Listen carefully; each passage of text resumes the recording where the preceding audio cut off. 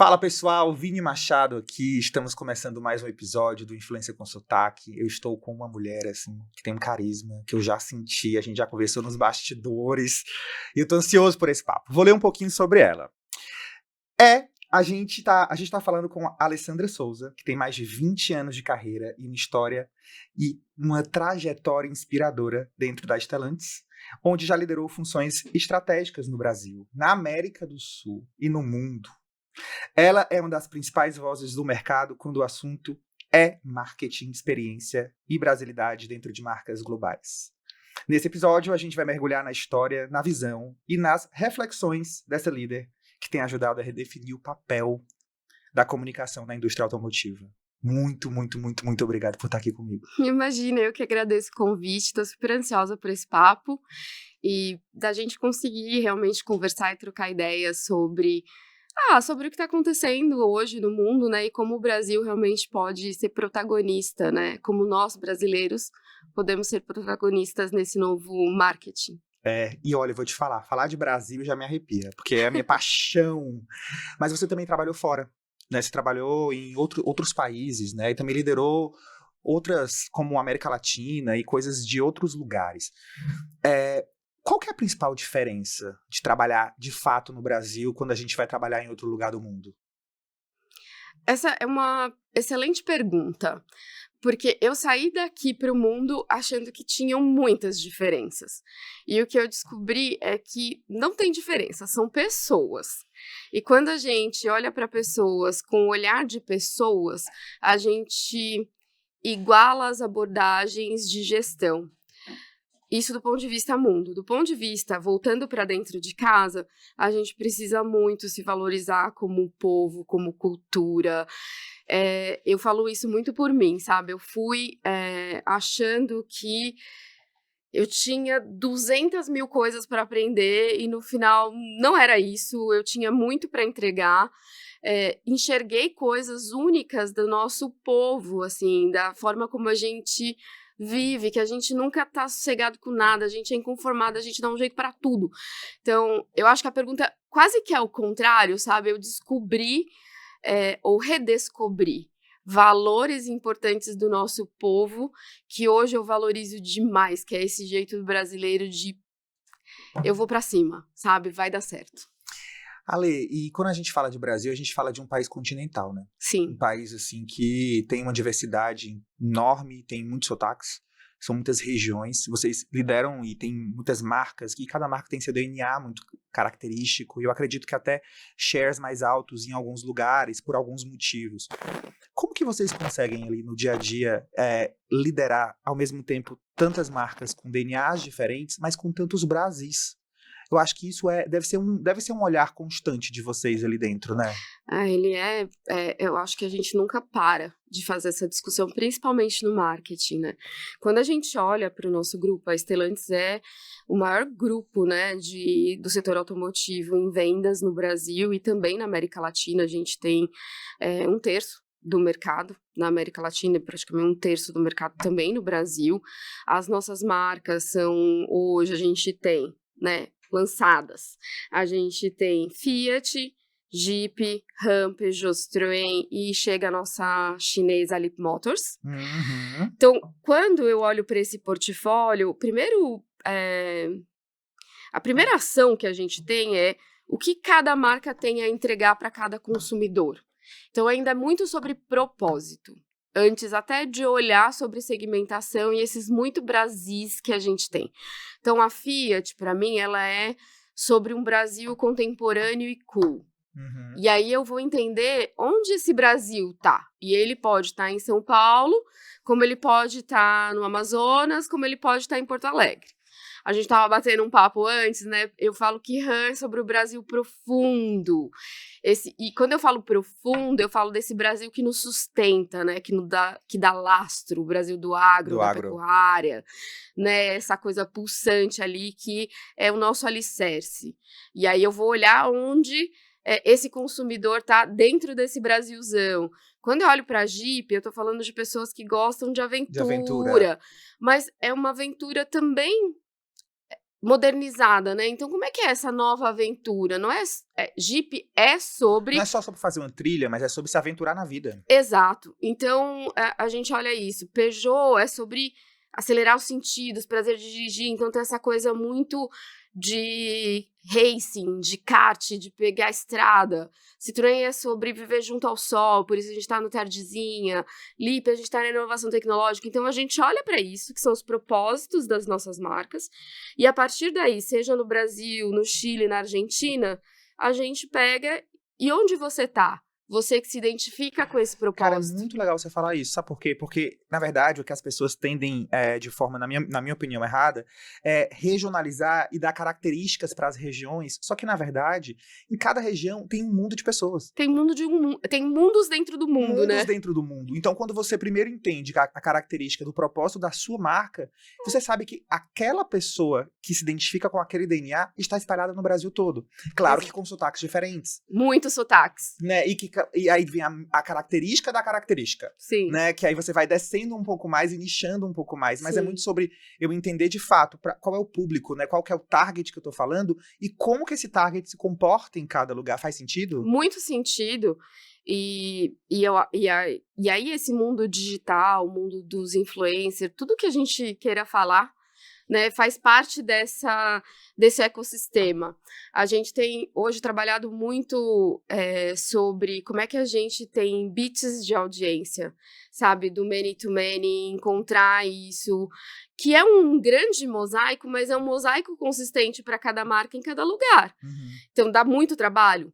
Muito trabalho, mas ele é mais gostoso de se viver na prática do marketing, porque você vive o marketing real, de como é que eu falo com cada consumidor, com consistência da minha marca, tanto no Nordeste, quanto no Sul, quanto em São Paulo, ou no, sei lá, no fundão das Minas Gerais, de um jeito, né? no Norte, de um jeito que ele vou falar, essa marca é pra mim, essa marca também conversa comigo. Eu me identifico com ela. Eu me conecto com aquilo. Exato.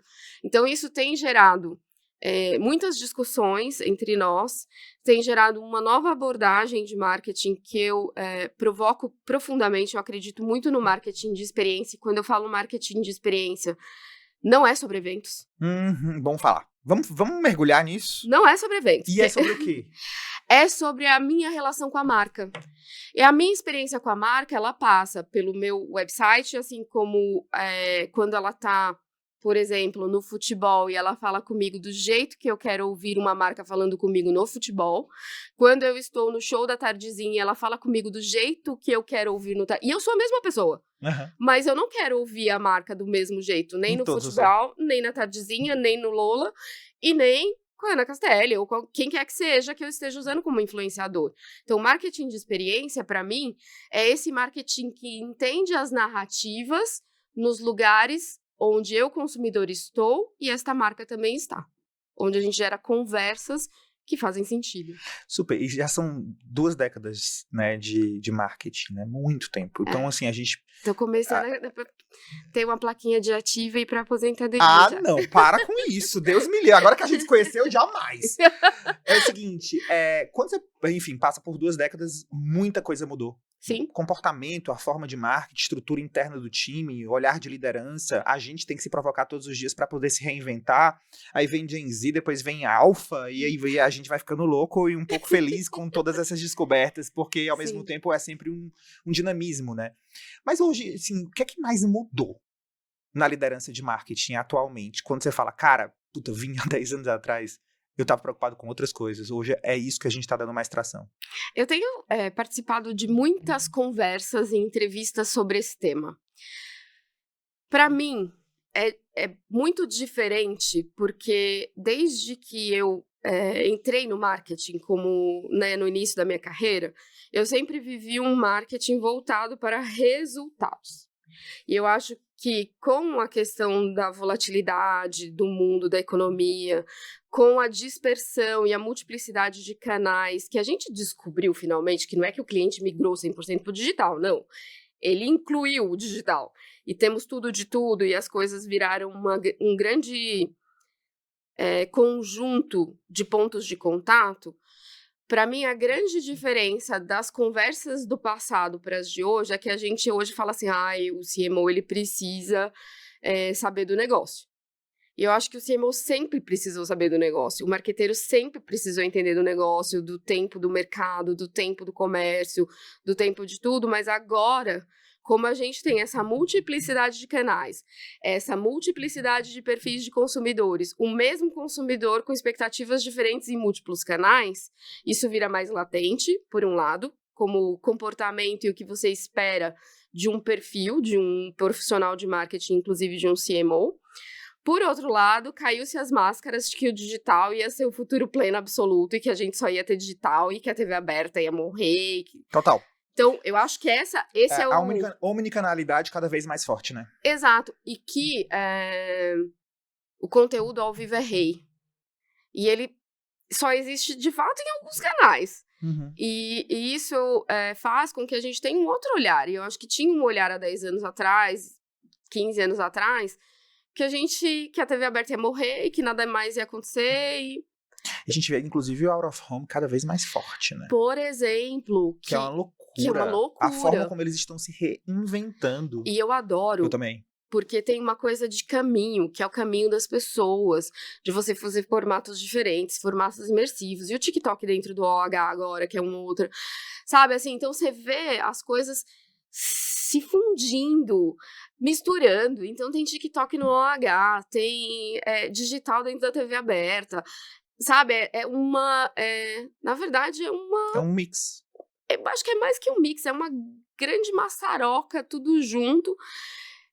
E não era nada disso que a gente pensava há 10, 15 anos atrás. Mas também, ao mesmo tempo, é muito desafiador a gente conseguir acompanhar isso tudo e conseguir trazer. Então, você estava falando um negócio muito legal que é, cara, eu preciso de time bom. Sim. Né? Eu preciso de time bom. E aí eu queria ouvir um pouco sobre esse lugar de liderança, sabe?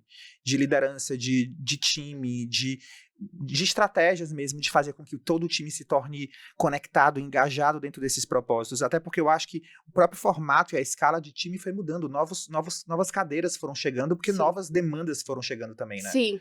Eu vejo o marketing hoje que precisa muito de dados dentro da sua área, precisa da área de performance lá dentro. Então, é um marketing que conversa muito com a área técnica de ICT, é um marketing que tem que alimentar a área comercial com o que funciona, é um marketing que tem que estar muito plugado com o principal stakeholder, no meu caso, que são as concessionárias, e tentar ajudá-los a ser mais ágeis, porque as novas tecnologias são muito caras e a gente consegue isso mais rápido do que eles, digamos assim, numa capacidade de escala, né, maior e com menos custo. Sobre liderança, assim, eu tenho alguns pontos de vista interessantes. Assim, primeiro que eu acho que o caos é sempre uma boa medida. A gente não pode deixar ninguém confortável. Eu acho que o desconforto, ele gera... Provocação. E eu brinco muito que eu adoro gente doida. Meu filho, eu falo o tempo todo. Quando tá confortável demais, tem alguma coisa errada. Tem alguma coisa errada. E o desconforto não significa insegurança. Então, o meu papel como líder é provocar o desconforto, incentivar que eles se sintam desconfortáveis com o que eles estão fazendo, ou que eles têm praticado no dia a dia. Será que não pode ser diferente? Será que eu não posso fazer melhor? Por que eu fiz assim? Por que agora tem que continuar do mesmo jeito? Sabe, essa provocação constante de pensar de novo, pensar de novo, pensar de novo. E do meu lado, o que eu tenho que fazer são algumas coisas que eu considero como básico. Eu preciso dar segurança para você, que não é o erro que vai deixar você fragilizado dentro dessa estrutura, mas é a forma como você lida com o erro que deixa, né? De não falar o que você errou, de não agir rápido para corrigir, de ver como é que a gente conserta junto, sabe? Essa confiança, ela é muito importante. Um trabalho em equipe verdadeiro. Então, assim, não adianta você tentar prejudicar o coleguinha. Isso, nos dias de hoje, não funciona, né? A gente tem tanta coisa para fazer que se a gente for ficar nesse ambiente onde um quer ser melhor que o outro, a gente não vai chegar em lugar nenhum. Porque as pessoas são complementares. Por outro lado, eu tenho que fomentar feedbacks muito claros e tenho que treinar a minha liderança para saber fazer isso. Para saber dizer o que precisa ser melhorado e aquilo que está bom. Senão, a gente também não vai melhorar as nossas equipes e a gente não se melhora. Quando a gente não sabe dar feedback, tá falando muito mais sobre a gente do que sobre o outro. Muito mais. Muito mais. Então, E também tem o rotina de feedback, né? eu sempre brigo. Se é algo emocional, deixa pro dia seguinte. Se é algo técnico, você faz no mesmo dia. Então, Legal isso. tem esse lugar, sabe? Porque se é técnico, então você não tem a emoção carregada naquilo, você já dá o feedback, você já explica pra pessoa, E a emoção você deixa uma noite pra poder acalmar um pouco. dorme. Uhum. Dorme com aquilo. Para, depois no outro dia você volta e sempre coloca as coisas na primeira pessoa, porque no fundo é sobre você, mesmo quando você tá dando um feedback sobre o que aconteceu entre nós. E eu falo que pensamento estratégico, né, raciocínio analítico e crítico é chave nas lideranças. Você saber expressar isso é muito bom. Né, no marketing, a gente costuma ter apresentações de 150 slides. Eu quero morrer. Eu falo, se a gente não consegue apresentar a nossa ideia de um jeito simples, claro dentro da organização, em pouco tempo, tem alguma coisa errada. Quer dizer que ela não está clara nem para você. Então, a clareza de raciocínio é algo também Nossa, que que a gente legal treina. colocar isso, porque eu vou te falar, tem uma provocação pra mim. Eu sou uma pessoa que acho que eu sempre fico, quando tá resumido demais, eu falo, será que o cliente vai se encantar? Juro por Deus. Eu nunca vou te apresentar um slide de mais de 20 slides. Já tá no meu drive. já entendi. Não, porque... Por que eu provoco isso? Mas é assim? legal isso, falar sobre isso. É a tua clareza de raciocínio. Se você ama a sua ideia, como que você traduz a sua ideia de um jeito simples? Porque o outro, ele vai entender também. Uhum. Se você delonga muito, fora que os executivos hoje em dia têm tanto assunto na cabeça que se você dispersa. perde ele muito rápido. Então, e eu sempre tento me colocar muito no lugar do outro. E no marketing a gente adora palavras muito chiques, né? E aí, meus principais stakeholders, eles... lá vem. O tecnicês do marketing. Então, Olha, eu demorei pra aprender, hein? Quando eu vim morar aqui, minha irmã, eu falava assim, meu Deus do céu, eu preciso. Tinha umas palavras que eu falava assim, gente, o que é isso? Mas agora eu tô eficiente, tá? Já tô sabendo de todas, já tô ligado, tô ok. Não, a gente transita entre os dois ambientes, mas Verdade. pra minha liderança e pra liderança embaixo deles, pra mim esse é o primordial, porque quando você tem a capacidade de síntese, quando você sabe extrair o que é importante, isso não quer dizer que você não vai ter 150 slides de backup. Uhum. A gente costuma... É mais a questão da objetividade, né? Porque se eu preciso vender uma ideia, o que vende a minha ideia? Uhum. Não podem ser 150 indicadores, porque se são 150, nenhum deles vende a sua ideia. Verdade. E tá conectado ao objetivo de negócio. E também, quando a gente vai olhar no final das contas, a gente tem 30 segundos de TV, a gente tem 15 segundos de rádio, a gente tem 3 segundos para chamar a atenção do consumidor e realmente 150 slides é tempo demais para poder explicar. E quanto tempo a gente tem entre nós para você confiar em mim e achar que eu tenho alguma consistência naquilo que eu vou falar? É pouco tempo. É pouco tempo. É muito pouco tempo. Então, é muito sobre isso e acho que o que permeia todos esses lugares para mim é a escuta, sabe? A escuta ativa, verdadeira. Eu nem sempre fui assim. Eu aprendi com o tempo. Eu sou uma pessoa muito agitada. Também. Então, eu fui aprendendo, ouvindo as pessoas me dizerem que é muito legal trabalhar comigo, mas eu deixo todo mundo doido. Então, eu fui meio que calibrando esse lugar. E hoje eu calibro muito. Às vezes eu tenho 50 mil ideias, eu passo só 5. Ale, eu juro por Deus, tu tá falando a minha frase. Hoje de manhã, eu tava com um time, eu falei assim, gente, vocês estão vendo como eu tô me trabalhando, né? Porque é um trabalho... É um exercício. É um exercício. Eu tenho... algumas pessoas me falaram, nossa, é verdade, Vini. Né, nesse final do ano, essa reta final, com esse volume de coisas, você estaria diferente. Falei, cara, eu tenho... É um exercício. Eu acho que a gente também tem que se colocar no lugar de constante estudante da vida, né? Exato. Aprendizado, né? Um aluno realmente que a gente tem que ser. De nós mesmos, né? De nós mesmos, com certeza. Eu acho legal trazer isso também. Trazendo um pouco uma pauta de creators. Muita gente fala hoje em dia que as marcas elas precisam ser creators, né? Elas precisam entreter, elas têm que interromper cada vez menos, e aí você vai esse boom de plataformas, agora o YouTube investindo muito e o TikTok fazendo com que as marcas queiram se aproximar, mas não de um jeito distante. Nesse segmento, né, automotivo, eu falo por exemplo, o segmento de beleza a gente já entende, já é mais claro, já é mais visual ali.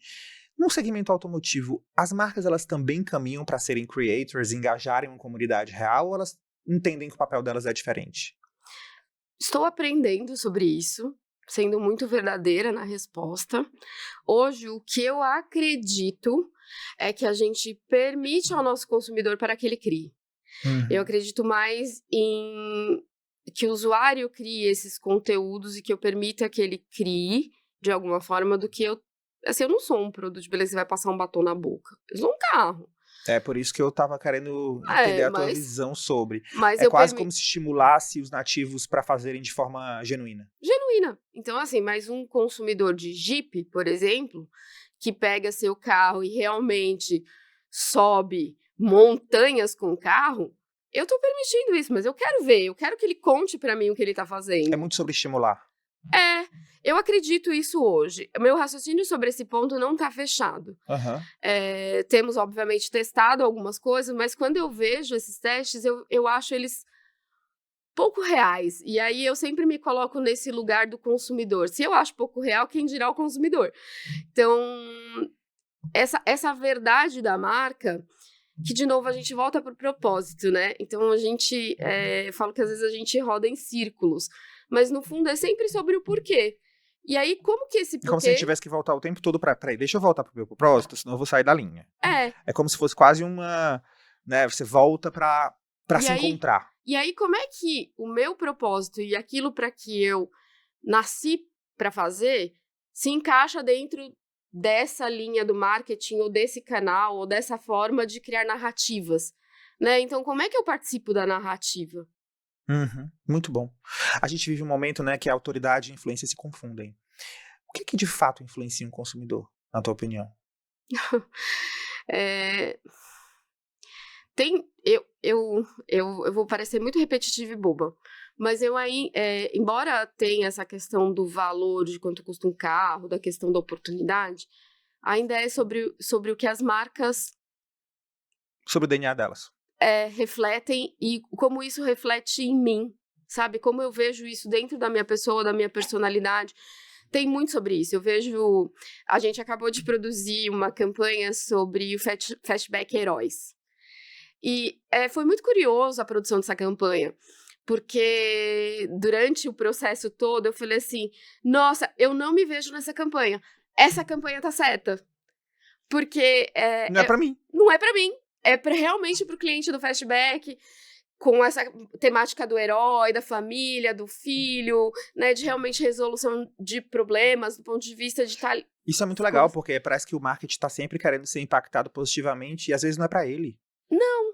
né? Então, eu E acho a que gente assim, fica nessa, tipo, será que eu gostei? Mas às vezes não preciso gostar. no fim, as relações de compras, elas são muito emocionais.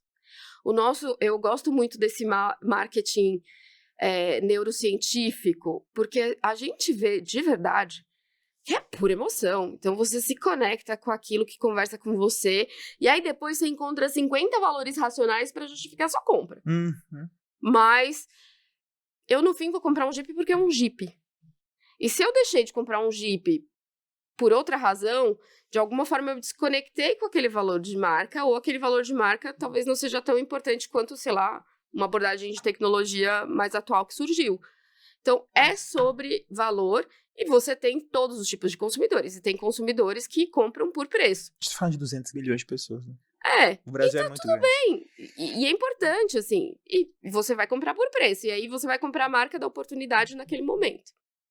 Né? Mas acho que a influência de compra está muito relacionada realmente ao poder da marca e o que ela representa na tua vida e como ela se comunica com você.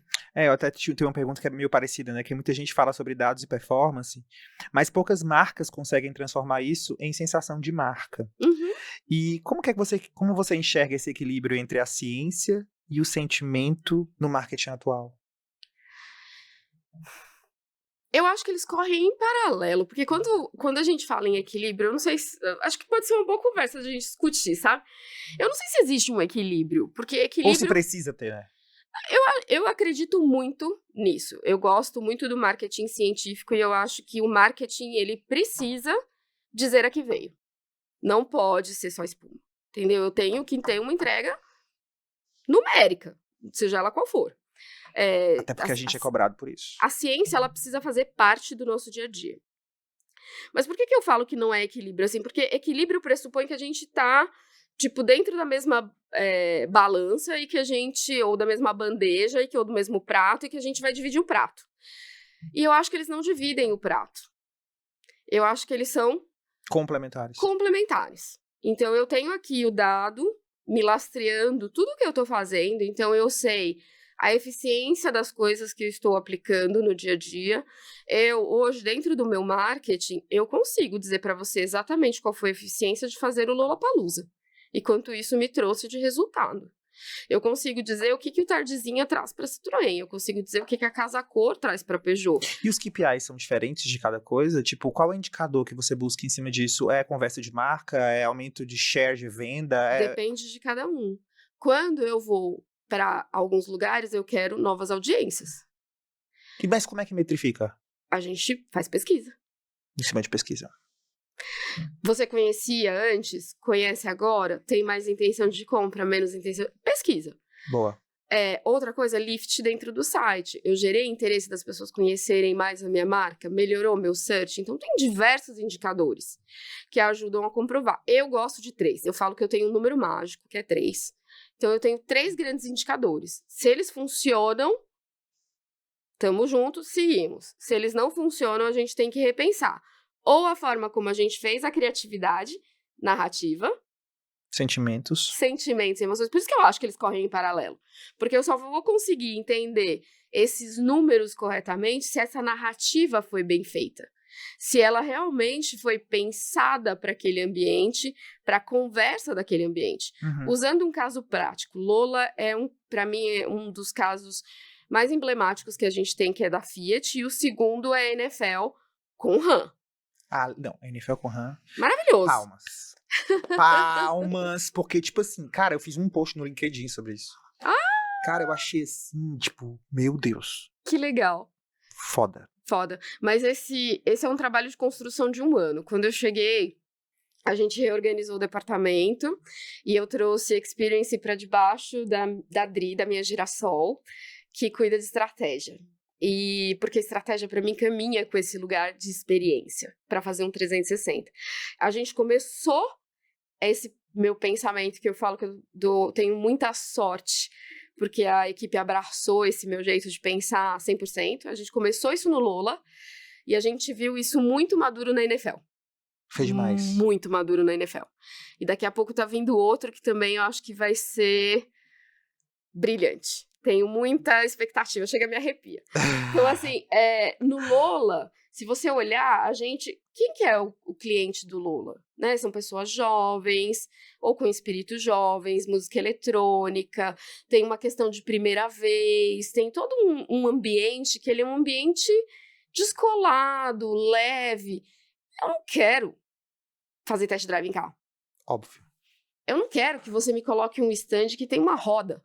Não é sobre isso. Então, a gente olhou para esse público e falou, como que a Fiat pode estar contextualizada dentro desse ambiente?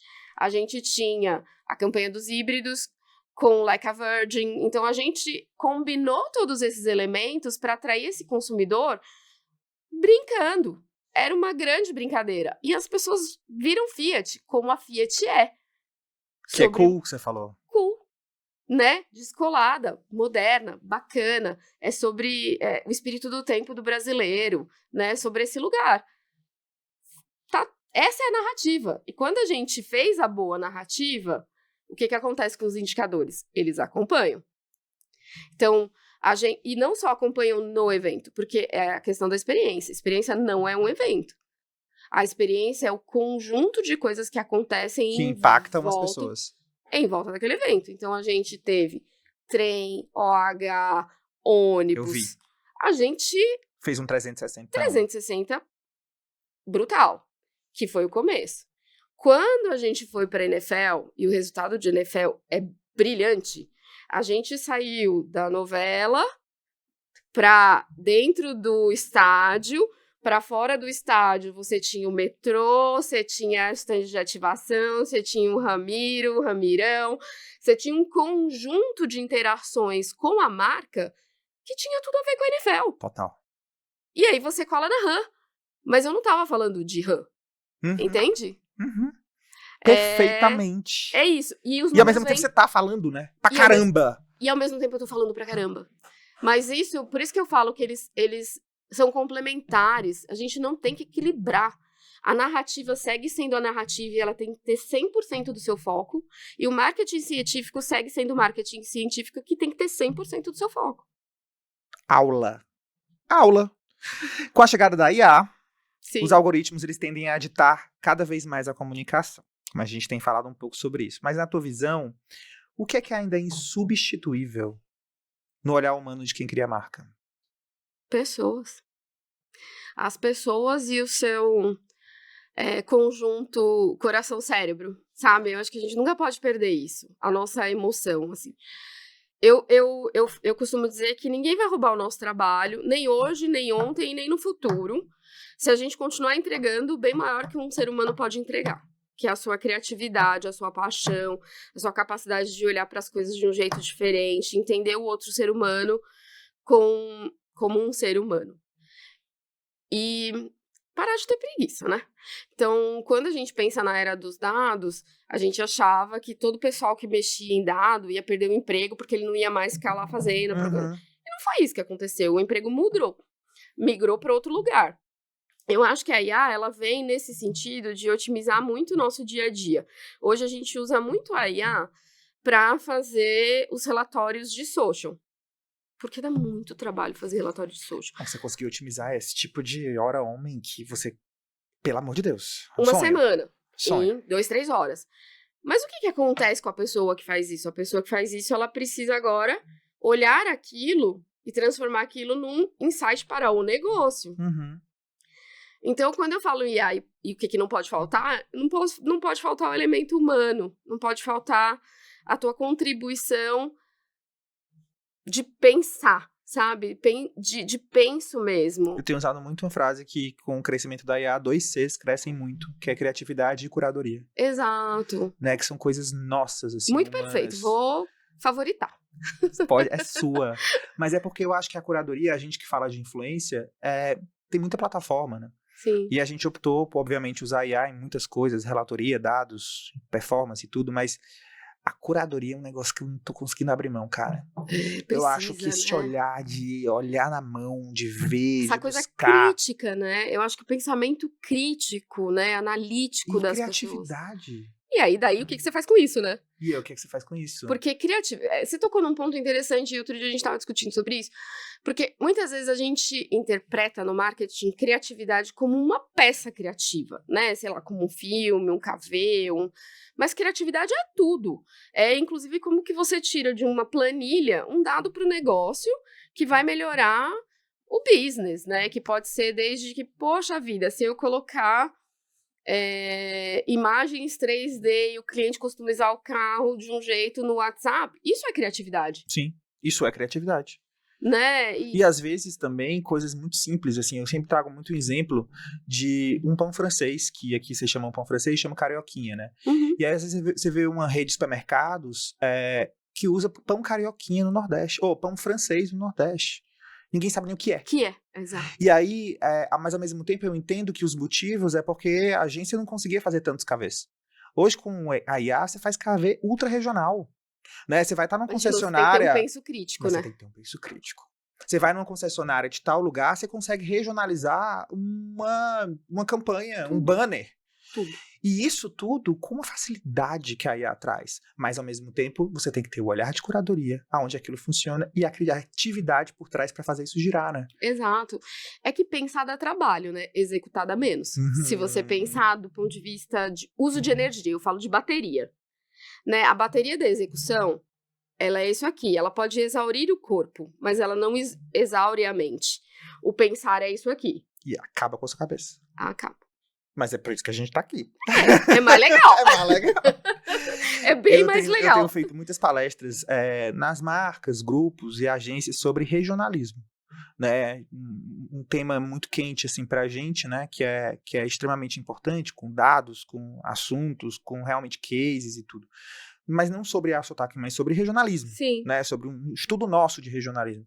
E eu tenho cada vez mais me surpreendido com a a sensação de surpresa das pessoas. As pessoas sabem a importância, mas não têm noção do detalhe, do tamanho que o regionalismo gera de conversão, da forma como as pessoas se identificam, da importância que isso traz, que isso não pode ser um detalhe, mas isso também tem que andar junto com o todo. Na tua opinião, assim, qual que é a importância do regionalismo para poder fazer o marketing brasileiro acontecer?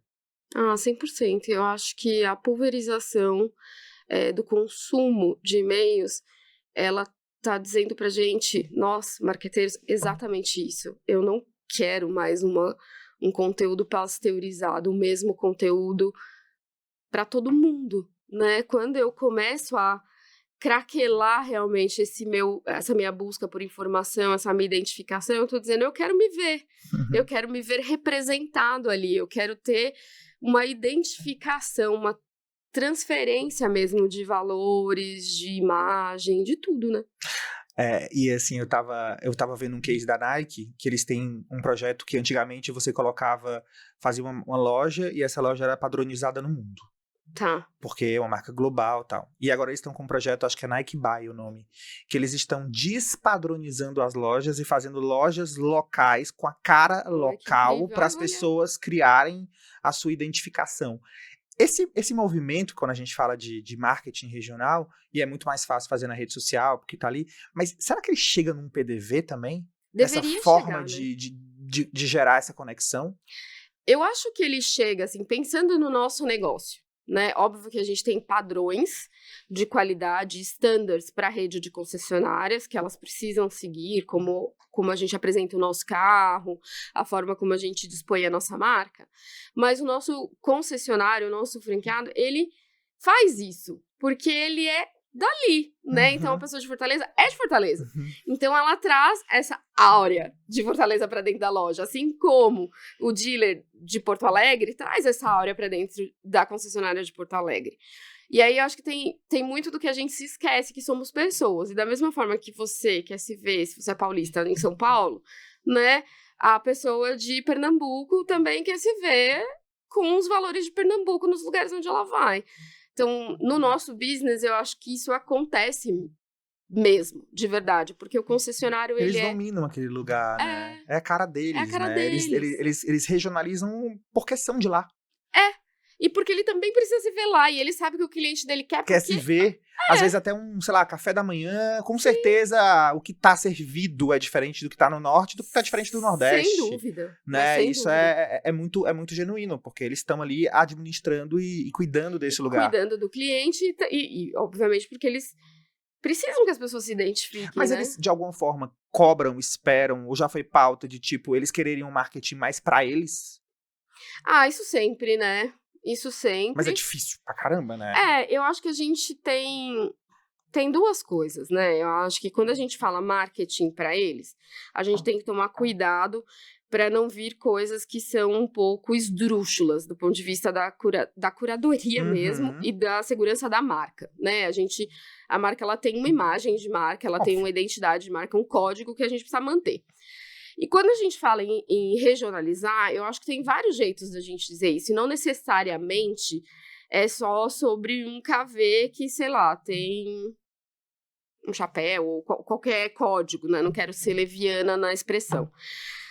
Mas eu posso fazer isso como dealer, me associando a um influenciador, né? Trazendo... A códigos regionais, né? A códigos regionais, sem necessariamente ir na peça publicitária padrão. E dar o guide global. Eu posso, ao invés de falar palavra X, falar a palavra Y, para você clicar na peça. São coisas mais... tangíveis. Tangíveis e, ao mesmo tempo, sutis, que não mudam o todo. Então, a gente fica nesse lugar, no geral, com os nossos concessionários, de tentar esse equilíbrio. Vocês, o grupo, né, tem investido muito em diversidade, sustentabilidade. Sim. Né, e formas, né, de mobilidade como um todo, acessibilidade, né, que é muito importante. Mas assim, o consumidor brasileiro, ele tem respondido esse tipo de propósito como? Do tipo, ele compra causa ou ainda é algo mais racional de preço? Eu acho que passeia pelos dois lugares. Eu acho que tem uma grande parte desse consumidor que compra porque é híbrido, que compra porque é elétrico, que compra porque isso realmente ajuda o meio ambiente. Ontem a gente estava fazendo uma discussão muito interessante sobre as mulheres do agro e como elas gostariam, né, de ter produtos híbridos, né, dentro das suas fazendas, porque isso é bom para o mundo, isso é bom para elas, porque... Clima, né? Clima, então não vai chegar a 40 graus, ela vai continuar conseguindo produzir soja e milho, né, porque hoje, isso é muito legal, as mulheres estão levando os negócios de família do agro para frente, então elas têm essa consciência muito forte. E tem, sim, o cliente que fala, poxa, é legal, posso ajudar o mundo, mas também tá, sei lá, 50 mil mais barato. E vamos testar esse lugar. Então, mas é uma construção, normal, né? E um caminho que tá indo ali. Que nesse tá lugar. indo. Quando olhamos para dentro do grupo Stellantis, e eu nem sou o teu melhor interlocutor para isso, né? Mas como marketing, a gente tem um projeto de longo prazo, até 2030, sobre a hibridização e eletrificação dos carros, né? Óbvio que a gente tem aí uma equação de equilíbrio também com o que está acontecendo no mundo, nos Estados Unidos, mas claramente a gente tem essa plataforma, né, de BioHybrid, que são os nossos híbridos, que está aí, chegou, e a gente tem um papel importante, né, como indústria automotiva, também de conscientização e das vantagens que esse produto traz para a gente como indivíduo, né? Agora eu vou pro nosso último bloco, Tá vou bom. fazer algumas perguntinhas mais um pouco pessoais. Tudo bem. Qual foi o maior erro que você cometeu em marketing e o que ele te ensinou? Puxa, deixa eu pensar, eu fiz tantos. A gente vive fazendo, né? E aprendendo. Fiz muitos. Mas eu acho que na sequência desses muitos erros, porque eu acho que não foi um só, sabe, de verdade. Foi toda vez em que eu segui uma necessidade e uma urgência, e eu acabei colocando no ar campanhas totalmente desconectadas, bobas, sem sentido. Muito mais pelo que foi... Porque precisamos colocar uma oferta diferente. Pelo tem que, do que eu quero, do que eu sinto. Do que eu acho que precisa acontecer, Mas sabe? a gente faz isso todo dia. Mas hoje o que eu faço, eu defendo mais os pontos de vista, e eu falo que eu sou ferrinho de dentista mesmo até o final, depois que e aí a gente encontra esse equilíbrio. Eu aprendi, e eu acho que tinha muito sobre mim, assim, de não trazer os dados para a conversa. E quando a gente traz dados para a conversa, a gente fala em outro idioma. Norteia, né? Norteia. Então, eu acho que dos muitos erros que eu cometi, essa é uma das grandes lições, trazer dados para orientar o negócio. Sensacional. Se você pudesse dar uma única dica para quem quer construir uma marca relevante nos próximos 5 anos, qual seria? Nossa, se eu soubesse. Bola de cristal! Eu não sei se ela é única. É que tem muita gente que assiste a gente que é pequena empresa, sim, que são estudantes, que não são pessoas que estão onde você tá. Então, assim, às vezes tem uma autoridade dando uma dica para essas pessoas, fala, cara, olha para isso, que nesses 5 anos eu acredito que pode ser um lugar interessante pra gente observar, estudar, mergulhar, talvez. Primeiro de tudo, a gente tá lançando uma marca nova, então eu vou usar a minha experiência recente sobre isso. Qual que é a verdade daquilo que você quer colocar na rua? Persiga essa verdade de todas as formas possíveis e imagináveis. Você pode fazer adequação aqui e ali, mas nunca mudar a essência daquilo que você quer construir. Porque se você mudar a essência, não vai ter futuro. Ponto. Depois, onde o seu consumidor está? E vai. A gente pode ser grande no pequeno e pequeno no grande. É uma escolha de cada um. Mas se você sabe exatamente... E muitas vezes é Davi contra Golias e Golias contra Davi, né? E tá tudo certo, mas se você sabe exatamente o que você é e para quem você quer entregar essa prestação de serviço, vai dar errado? Vai demorar? Vai. Mas vai dar certo. Mas vai. Vai. Né? Eu costumo falar assim, eu tenho mais de 20 anos. Eu comecei como estagiária. Eu passei por muitas situações, mas todas elas, até na minha vida pessoal, a única coisa que deu certo foi quando eu voltei de novo para quem eu sou. E eu acho que tanto na vida pessoal quanto na vida profissional, quando você constrói uma empresa, é sobre essência. Incrível. Última pergunta. O que o Brasil tem que o mundo ainda não entendeu? O brasileiro. É isso Legal. que o Brasil tem e que o mundo não entendeu. Tem a gente, sabe? Assim, com toda a nossa diversidade, com toda a nossa coragem, com toda a nossa energia. O brasileiro é incrível, de verdade. Incrível é você. Eu adorei esse papo. Eu tô, assim, tipo, de verdade, assim, pagando pau aqui, né? Mas é porque realmente é tudo muito de coração, né? Assim, tudo vem muito de dentro e isso inspira a gente. Eu imagino que a galera que trabalha com você deve sentir a mesma coisa. Obrigado por estar aqui comigo. Eu que Fiquei agradeço, foi muito feliz. maravilhoso. Foi Vamos fazer muito. mais vezes. Por favor, né? Eu quero você aqui Vamos muito conversar mais. mais. É Vai muito boa ser essa ótimo. troca, né? Muito bom. Muito bom. Muito bom Eu mesmo. tenho Obrigada. certeza que vocês aí de casa também gostaram. Eu tenho certeza, porque realmente são muitos insights. E é uma mulher potente que já rodou o mundo e tá aqui gerando esse conteúdo pra gente. Muito obrigado, espero que vocês tenham gostado e até o próximo episódio. Um salve.